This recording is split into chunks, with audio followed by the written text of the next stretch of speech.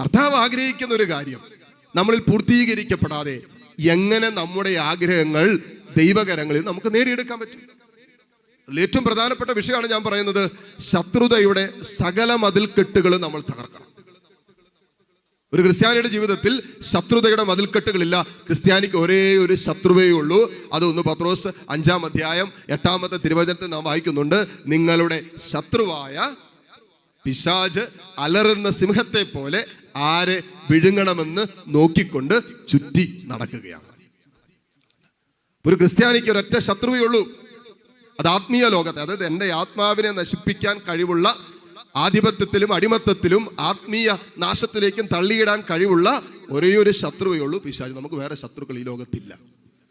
മനുഷ്യരൊക്കെ, ജീവിത പങ്കാളിയും മക്കളും കുടുംബാംഗങ്ങളും സഹോദരങ്ങളൊക്കെ ഈ ശത്രു അവന്റെ ഉപകരണങ്ങളാക്കുന്നു എന്നേ ഉള്ളൂ. ഹല്ലേലൂയ. ചില സമയത്ത് വികാരിയച്ഛനെയും പിശാചിന് ബിജിലച്ഛനെയും പിശാചിന്റെ ഉപകരണമാക്കാൻ പറ്റും. ചിലപ്പോൾ സിസ്റ്റേഴ്സിന് ഉപകരണമാക്കാൻ പറ്റും. ആരെ വേണമെങ്കിലും പിശാചിനെ വഞ്ചിക്കാൻ പറ്റും. ഇന്ന ആളെ മാത്രമേ പിശാച് വഞ്ചിക്കുമെന്ന് വിശുദ്ധ ഗ്രന്ഥത്തിൽ എഴുതി വെച്ചിട്ടില്ല. വെളിപാടിന്റെ പുസ്തകം 12-ാം അധ്യായം അതിന്റെ 6 മുതലുള്ള വചനങ്ങളിൽ എഴുതി വെച്ചിരിക്കുന്ന സർവ്വലോകത്തെയും വഞ്ചിക്കുന്ന സാത്താൻ എന്നും പിശാച് എന്നും വിളിക്കപ്പെടുന്ന ആ പുരാതന സർപ്പം ഭൂമിയിലേക്ക് എറിയപ്പെട്ടുവെന്നാണ്. ഹല്ലേലൂയ. അപ്പൊ പിശാച് ഇന്ന ആളെ മാത്രമേ ടാർഗറ്റ് ചെയ്യുമെന്ന് വിചാരിക്കരുത്. എല്ലാവരെയും, സർവ്വലോകത്തെയും വഞ്ചിക്കുന്നവനാണ് പിശാച്. അപ്പോ ഒരു വ്യക്തി അവനിൽ തന്നെ ശത്രുതയുടെ മതിൽക്കെട്ടുകൾ പണിയുമ്പോൾ അവൻ ശത്രുവിന്റെ വഞ്ചനയിലാണെന്ന് തിരിച്ചറിയണം.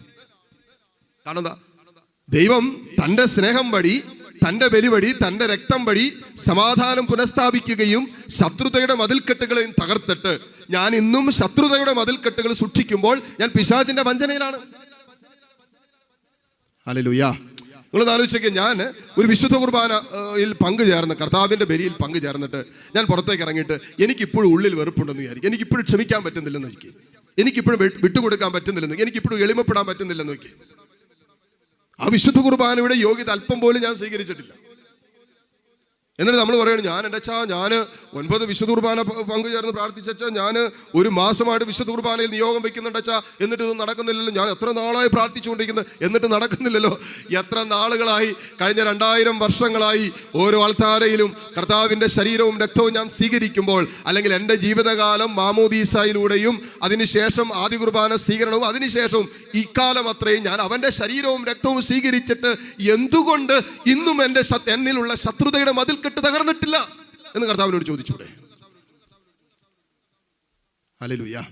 ഞാൻ ചോദിക്കുകയാണ്, കർത്താവ്, ഞാൻ ഇത്രയൊക്കെ പ്രാർത്ഥിച്ചിട്ട്, ഞാൻ ഇത്രയൊക്കെ പള്ളിയിൽ പോയിട്ട്, ഞാൻ ഇത്രയൊക്കെ നിന്നെ വിളിച്ചിട്ടും, ഇത്രയൊക്കെ നിന്നെ സ്നേഹിച്ചിട്ടും, ഞാൻ ഇത്രയൊക്കെ കാര്യങ്ങളൊക്കെ ചെയ്തിട്ടും എന്തുകൊണ്ട് എൻ്റെ ജീവിതം അനുഗ്രഹിക്കപ്പെടുന്നില്ല എന്ന് ചോദിക്കുമ്പോൾ കർത്താവിന് തിരിച്ചു ചോദിച്ചൂടെ? ഇത്രയും നാളുകൾ എൻ്റെ ചങ്കിലെ ചോര ഞാൻ നിനക്ക് നൽകിയിട്ട്, എൻ്റെ ശരീരവും രക്തവും ഞാൻ നിനക്ക് പകുത്ത് തന്നിട്ട് എന്തേ നിന്റെ ഉള്ളിൽ ഇപ്പോഴും ഈ ശത്രുതയുടെ മതിൽക്കെട്ടുകൾ ക്ഷമിക്കാൻ പറ്റാതെ നിൽക്കുന്നതെന്ന് കർത്താവിന് ചോദിച്ചുകൂടെ?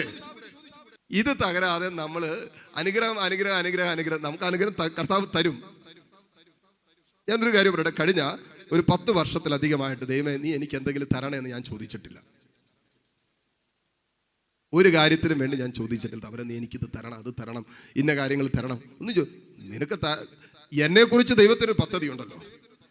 ആ പദ്ധതിയിൽ വചനം പറയുന്ന പോലെ ദൈവത്തെ സ്നേഹിക്കുന്നവർക്കും പദ്ധതി അനുസരിച്ചും വിളിക്കപ്പെട്ടവർക്കും എല്ലാം ദൈവം നന്മയ്ക്കായിട്ട് പരിണമിപ്പിച്ചോളും. അതുകൊണ്ട് നമ്മളെങ്ങനെയാണെന്ന് അറിയാം, നമ്മൾ നിരന്തരം അനുഗ്രഹങ്ങൾക്ക് വേണ്ടി ചോദിച്ചുകൊണ്ടിരിക്കുക. അനുഗ്രഹമായിട്ട് ചോദിക്കേണ്ടെന്നല്ല ഞാൻ പറയുന്നത്, പ്രാർത്ഥിക്കേണ്ടെന്നോ ചോദിക്കേണ്ടെന്നോ ഉള്ള അർത്ഥത്തിലല്ല ഞാൻ പറയുന്നത്. നമ്മൾ ദൈവം ആഗ്രഹിക്കുന്ന കാര്യങ്ങൾ നമ്മളിൽ പൂർത്തീകരിക്കപ്പെടുമ്പോൾ, ഓരോരോ വിഷയങ്ങൾ ദൈവം എന്താഗ്രഹിക്കുന്നു എന്നുള്ളത് നമ്മളിൽ അനുദിനം പൂർത്തീകരിക്കപ്പെടുമ്പോൾ നമ്മുടെ ആഗ്രഹങ്ങൾ പൂർത്തീകരിച്ചു തരാൻ കഴിവുള്ള സർവശക്തനായ ഒരു ദൈവത്തിലാണ് നാം വിശ്വസിക്കുന്നത്. ഇത് ഏത് പ്രശ്നം, നമ്മുടെ കുടുംബങ്ങളിലൊക്കെ നിൽക്കുന്ന ചില പ്രശ്നങ്ങൾ, ചില അസ്വസ്ഥതകൾ, ആ വിഷയങ്ങളൊക്കെ നമ്മളെ വല്ലാതെ ഭാരപ്പെടുത്തുകയും അസ്വസ്ഥപ്പെടുത്തുകയും ചെയ്യുന്നുണ്ട്. അതേക്കുറിച്ച് നമ്മൾ പലാവർത്തി പ്രാർത്ഥിക്കുകയും ദൈവത്തെ വിളിക്കുകയും ഒക്കെ ചെയ്യുന്നുണ്ട്, ശരിയാണ്. പക്ഷെ ദൈവത്തെ വിളിക്കുകയും പ്രാർത്ഥിക്കുകയും ഒക്കെ ചെയ്യുമ്പോൾ നമ്മൾ എപ്പോഴും നമ്മുടെ ആത്മാവിൽ ഉയരേണ്ട ഒരു ചോദ്യമാണ്, ദൈവം ആഗ്രഹിക്കുന്ന കാര്യങ്ങൾ ഞാൻ എന്നിൽ പൂർത്തിയാക്കാൻ അനുവദിക്കുന്നുണ്ടോ?